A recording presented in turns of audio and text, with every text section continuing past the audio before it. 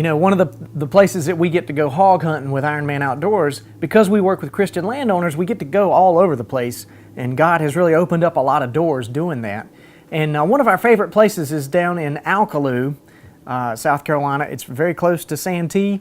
It's on the Black River, and it's really got a strong population of hogs, and they're devastating some crops and things down there. So we had, I think, 2 hog retreats on this particular piece of property. We had set up our feeders about a month before the retreat, came in, had a couple of different weekends where we brought guys in and had retreats.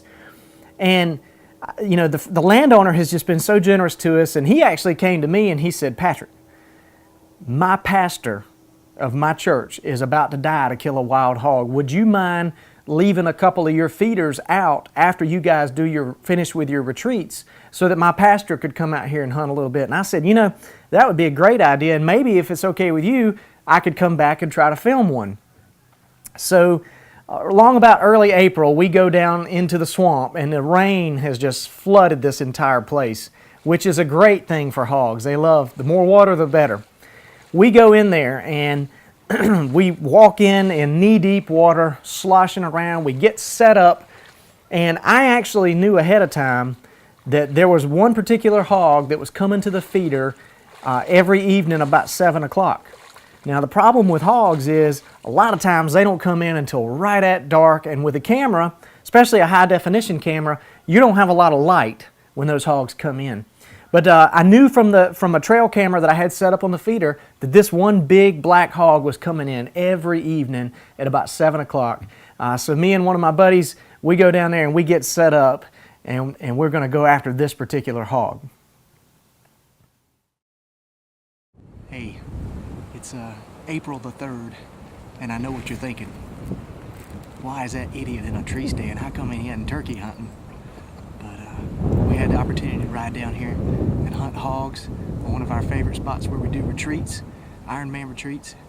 And we got a feeder that's been going off. It's been about a month since we did our last retreat down here. So this feeder's been going off about every morning and evening for the past month without being hunted. And it has rained cats and dogs for 5 solid days. I mean, we had to walk in, you know, 2 feet, 3 feet deep water just to get in here. But of course, hogs like muddy water, and hogs like swampy land. So we'll see what happens this afternoon. So we get set up in the tree stands, and it is literally about 7 o'clock, and the feeder had gone off about 5 minutes before, and all of a sudden we hear what sounds like a hog splashing through the water. I mean, he's not walking, he's running, and whatever it is big, because it's making a lot of noise coming through the woods. And sure enough, right on time, here comes in by himself a big black boar. He's about 200 pounds on the hoof, as best I can tell. You know, this hog comes in, and just like any big hog, any smart boar, you know, he circles and he sort of comes in from the downwind side, and he comes right up underneath the feeder. I mean, things could not be working out any better than they are tonight. This guy's coming in, he's right underneath the feeder.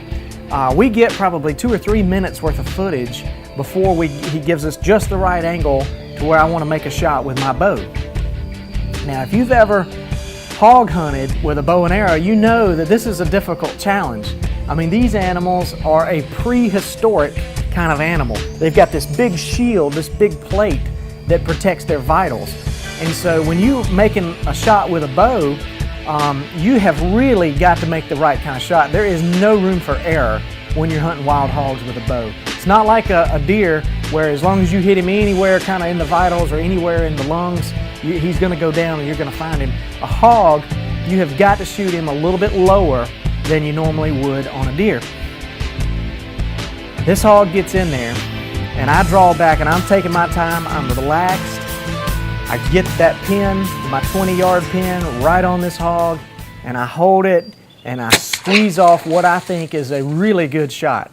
As soon as I shoot him, I mean, it's just commotion. There's splashing water. He is taking off. We hear him running through the swamp. I mean, we call it the thick and nasty because it is really thick and nasty in there. And I hear him go, and I think I hear him crash about 50 yards away. I turned to my buddy and I said, you know, We got this hog. This is a done deal. He's laying right over there. Let's give him a few minutes. After all we had was a bow. Let's give him just a few minutes and let's see if he'll, pass on his own. Well, the interesting part of the story is we spent probably 2 hours that night looking for that hog, and I'm talking about on our hands and knees. It's just this wall of vegetation all the way around us. We've got our flashlights. We had about 3 flashlights with us, and we've got a good blood trail. Probably tracked this hog for no less than a half a mile, and still didn't have a hog. We looked up at one point, and we are, wall-to-wall vegetation, and I looked at my buddy and I said, "Do you know where the truck is?" And he said, "I don't have a clue." Finally, at about 10:30 that night, we threw in the towel. We said, "You know what? We cannot find this hog." The blood trail had run out at that point. We were just hoping at that point we could find our way back to the truck. And we found our way back, made it out of there that night, really just disgusted that we didn't find that hog because it was a beautiful hog.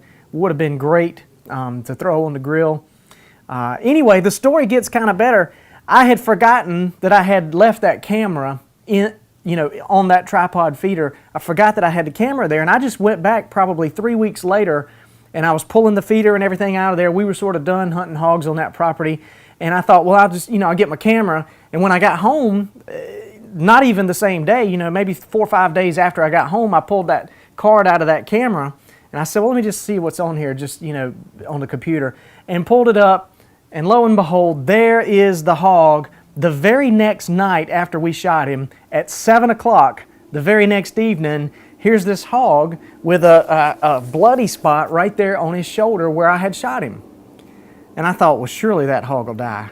And then I kept looking at more pictures, and from 2 weeks later, after we had shot him that night, there's the same hog again, with a scabbed over wound on his side. And that hog, I'm sure, is still walking around on that property today. The lesson learned for me as a bow hunter with hogs is you got to aim low and you got to make the perfect shot, or you're not going to find that hog, particularly when it's in a thick and nasty kind of area like a swamp. Those are tough animals, but they're a lot of fun to hunt.